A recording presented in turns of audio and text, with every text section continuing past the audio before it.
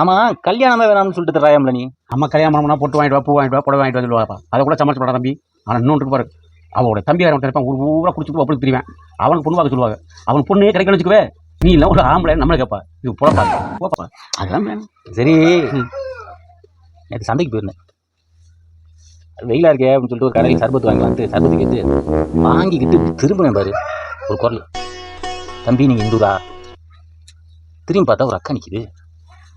ஆமான்னு, இன்னார தெரியுமான்னு கேட்டுச்சு. ஆமாம் எங்கள் அண்ணன் தான், நல்லா தெரியுமே அப்படின்னு. அது கண்ணு ரெண்டுலேயும், அண்ணே இந்த பச்சரிசி பல்லோட சிரிக்கிறியே, உன் முகம் அதோட ரெண்டு கண்ணுக்குள்ளேயும் தெரிஞ்சு.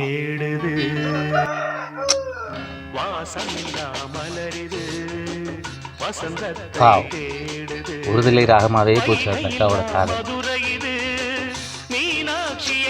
நீ கொடுத்து வச்சது அவ்வளோதானே, வேஸ்ட் பண்ணிட்டாயின்னு.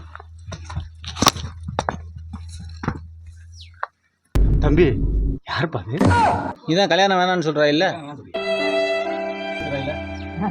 தம்பி யாரு சொல்ல பாருங்க.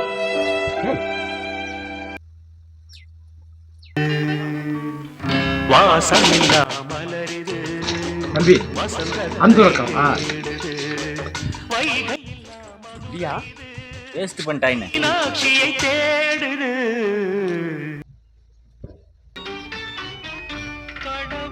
கடைசியோட அந்த அக்கா யாரும் சொல்லாம போயிட்டாங்க.